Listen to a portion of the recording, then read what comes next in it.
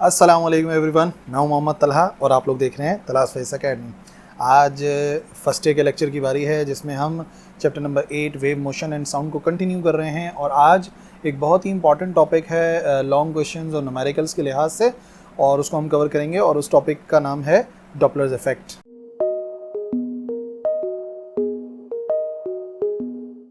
तो देखो, सबसे पहले ये समझ लेते हैं कि डॉपलर्स इफेक्ट है क्या। हम लोग यहाँ पर डॉपलर्स इफेक्ट को पढ़ने वाले हैं विद रिस्पेक्ट टू साउंड। सो मैं अपनी डिस्कशन को साउंड तक ही बाउंड रखूँगा, ठीक है। सो डॉपलर्स इफेक्ट का मतलब है किसी भी साउंड की फ्रीक्वेंसी के अंदर अपेरेंट चेंज आना due to the motion of listener और due to the motion of source, ठीक है। यानी कि अगर किसी भी साउंड की फ्रीक्वेंसी में ज़ाहिरी तौर पर एक फ़र्क सुना जा रहा हो, और वो फ़र्क जो सुना जा रहा हो वो दो वजह से हो, या तो लिसनर की मोशन की वजह से हो, या तो जो सोर्स है जिससे साउंड निकल रहा है उसकी मोशन की वजह से हो, तो ये जो तब्दीली आती है फ्रीक्वेंसी ऑफ साउंड में, उसी को कहा जाता है डॉपलर्स इफेक्ट, ठीक है। तो इसकी मिसालें देख लेते हैं सबसे पहले, ठीक है। तो यहाँ पे देखो, एक एम्बुलेंस है जो कि साउंड प्रोड्यूस कर रही है, और क्योंकि एम्बुलेंस उसके करीब जा रही है तो आप ये देखोगे कि उस शख्स को जो है वो बहुत जल्दी साउंड रिसीव हो रहा है, जो साउंड रिसीव हो रही है बहुत जल्दी हो रही हैं। अब जैसे ही ये एम्बुलेंस जो कि सोर्स ऑफ साउंड है उसको क्रॉस करती है, तो यही जो वेव्स हैं वो उसे बहुत देर में मिल रही हैं। देखो, अब मिल रही है और फिर देर से मिल रही है। तो आप देखोगे कि जब करीब जा रहे थे तो फ्रीक्वेंसी ज़्यादा थी, और जब दूर जा रही है सोर्स ऑफ साउंड तो फ्रीक्वेंसी उसके लिहाज से कम हो रही है। यह है जब सोर्स मूव करती है तो क्या इफेक्ट पड़ता है। और अगर देखो सिर्फ और सिर्फ लिसनर मूव करता है तो क्या होता है। देखो, लिसनर रुका हुआ है तो वेव्स उसके पास एक टाइम से पहुंच रही हैं, ठीक है, एक पर्टिकुलर फ्रीक्वेंसी है इन वेव्स की। लेकिन अगर यही लिसनर मूव करना शुरू कर देता है तो ये वेव्स उसे जल्दी मिलेंगी, जिससे वो फ्रीक्वेंसी ज़्यादा ऑब्जर्व करेगा। और जैसे ही वो अवे मूव करने लगता है उस सोर्स ऑफ साउंड के, तो आप देखोगे उसे जो वेव है वो देर से मिल रही है, और देर से मिलने का मतलब हो गया फ्रीक्वेंसी हो जाएगी कम। सो मिसालें आप समझ गए। अब देखो, इसके जो है वो टोटल 3 केसेस हैं जिसको मैंने डिवाइड करा है, हर एक केस को 2 पार्ट में डिवाइड करा है। यानी कि आप ऐसा समझ लो कि टोटल 6 केसेस हैं जिनको हम कवर करने वाले हैं। और 6 केसेस की तरह से अगर याद करोगे तो ईजी हो जाएगा समझना। सो 1 बाय 1 देखते हैं इन तमाम केसेस को। सो केस 1A, इसमें क्या है, एक लिसनर है जो कि मूव कर रहा है towards the stationary source of sound, ठीक है ना। एक लिसनर है, ये यहाँ पर एक लिसनर है, फॉर एग्जांपल हम उसको शो कर देते हैं L से, और यहाँ पर एक सोर्स है जिसे हमने शो किया हुआ है S से, जिससे साउंड वेव्स इमिट हो रही हैं। और एक ख़ास डिस्टेंस के साथ आप देख सकते हो उनके वेव फ्रंट जो हैं वो एक ख़ास डिस्टेंस के साथ हैं, और जो साउंड की वेलोसिटी है वो ऐसे बाहर की तरफ हमें नज़र आ रही है, ये velocity of sound. So let us consider the listener is moving towards the stationary source of sound emitting sound of frequency nu, ठीक है। जो उसकी एक्चुअल फ्रीक्वेंसी है वो न्यू है, और जो लिसनर मूव कर रहा है उसकी वेलोसिटी VL है। यानी कि इस तरफ जो वेलोसिटी है लिसनर की वो जा रहा है सोर्स ऑफ साउंड की तरफ, और उसकी वेलोसिटी जो है वो इस डायरेक्शन में है जिसको हमने शो करा है VL से। The speed of sound is V, speed of sound मैंने बताया उसको हम शो कर रहे हैं V से।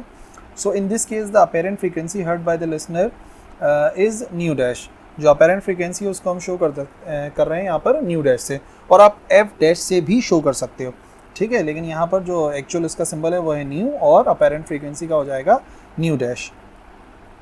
सो as we know that V is equal to nu lambda होता है। यहाँ से हमने लैम्डा की वैल्यू फाइंड कर ली, तो ये आ गया V अपॉन न्यू, ठीक है। न्यू इस तरफ जाके डिवाइड हो गया। Let's say this is our equation number 1। और फिर अगर हम इसी फॉर्मूले से हम न्यू की वैल्यू निकालना चाहें तो लैम्डा उस तरफ जाके हो जाएगा डिवाइड, तो जब लैम्डा डिवाइड हो जाएगा सो ये हो जाएगा V अपॉन लैम्डा।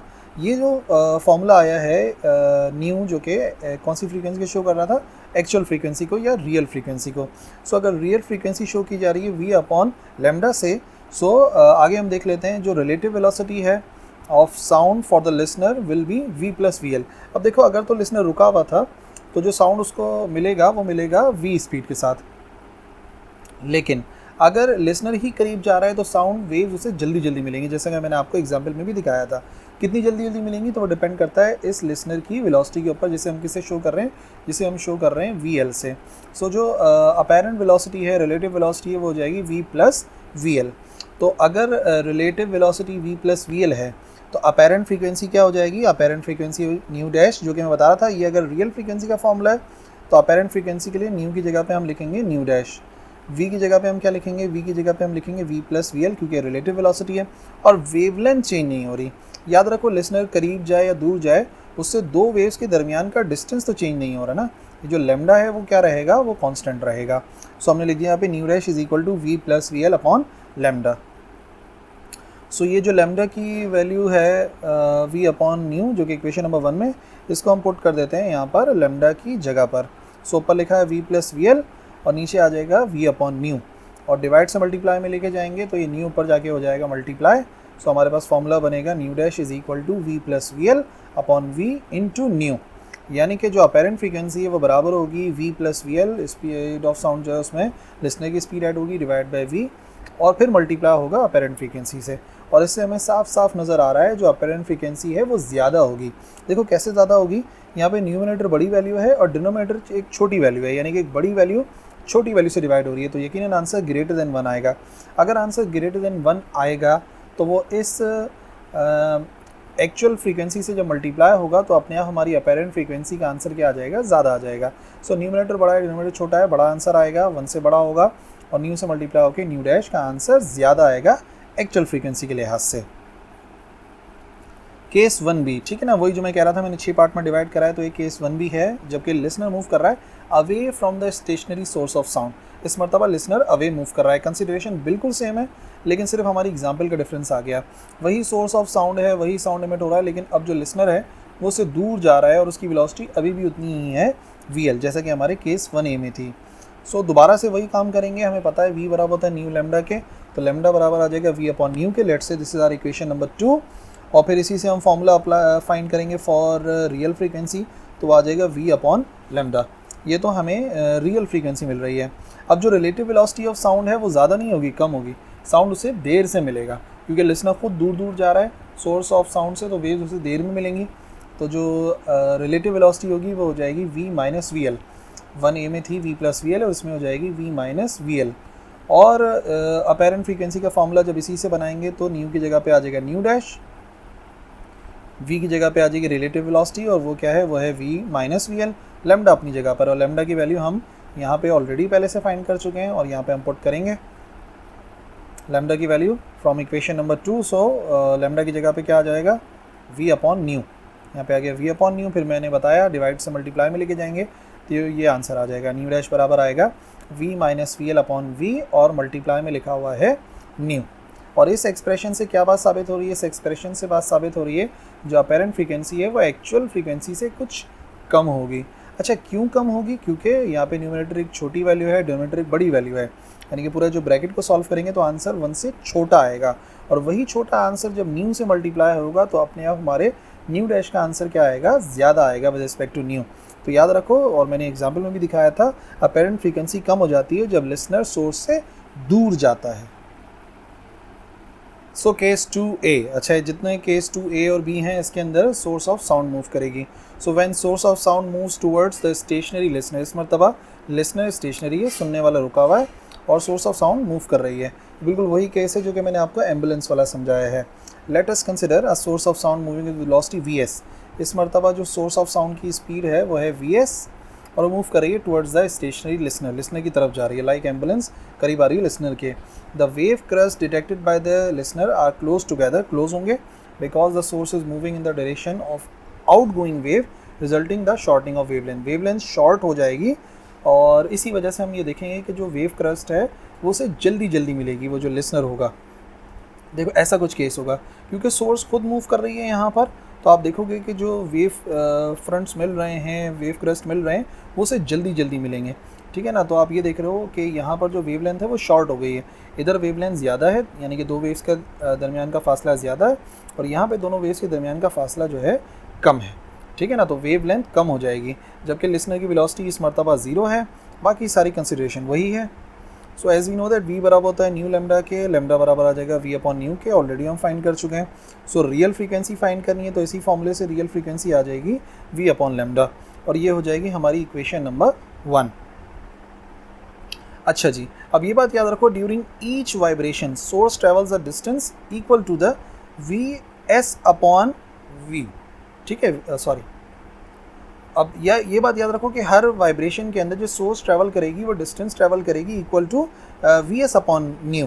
VS है किसकी स्पीड, ये है सोर्स की स्पीड, और डिवाइड बाय न्यू जो कि एक्चुअल फ्रीक्वेंसी है। देखो यहाँ पर ये कहाँ से आया फॉर्मूला, अब लेमडा की वैल्यू देखो, लेमडा की जो वैल्यू है वो क्या हो गया, v अपॉन न्यू के बराबर हो गया। और यहाँ पर हम बात कर रहे हैं कि कितना वो शॉर्टर हो जाएगी, तो वो हो जाएगी वी एस अपॉन न्यू के बराबर टुवर्ड्स द लिसनर, हर एक के अंदर इतना ट्रैवल करती रहेगी। सो जो अपेरेंट वेवलेंथ है वो शॉर्ट हो जाएगी, ये बात हमें मालूम है। और कितनी शॉर्ट हो जाएगी उसको हम शो कर देते हैं लैम्डा डैश से। जो शॉर्ट एंड वेवलेंथ है उसको हमने लैम्डा डैश से शो करा। एक्चुअल कितनी है, एक्चुअल होगी वी अपॉन न्यू के, ठीक है। ये बात यहाँ पे हमने जो फाइंड करी उसमें से कितनी शॉर्ट हो रही है, ठीक है, हर एक वाइब्रेशन के अंदर। तो हर एक वाइब्रेशन के अंदर कितनी शॉर्ट हो रही है, एक लैम्डा के बराबर। और वो लैम्डा हम यहाँ पे निकालेंगे अपेरेंट के लिहाज से, सो वो आ जाएगा V S upon nu. So V upon nu minus V S upon nu, और फिर क्या करेंगे हम, यहाँ पर हम एलसीएम लेंगे तो न्यू एलसीएम आ जाएगा और ऊपर आ जाएगा वी माइनस वी एस। ये हो जाएगी हमारी इक्वेशन नंबर 2। अब आप ये देखो कि हमारे पास लैम्डा डैश की वैल्यू आ चुकी है V minus V S upon nu. अच्छा जी, अपेरेंट फ्रीक्वेंसी का फॉर्मूला इक्वेशन नंबर 1 से जो हम फाइंड करते हैं वो यही होता है, न्यू डैश बराबर होता है वी अपॉन लैम्डा डैश। और लैम्डा डैश की वैल्यू हम फाइंड कर चुके हैं, तो लैम्डा डैश की वैल्यू पुट करेंगे। सो ऊपर लिखा है वी और नीचे लिखा हुआ है V minus V S upon new.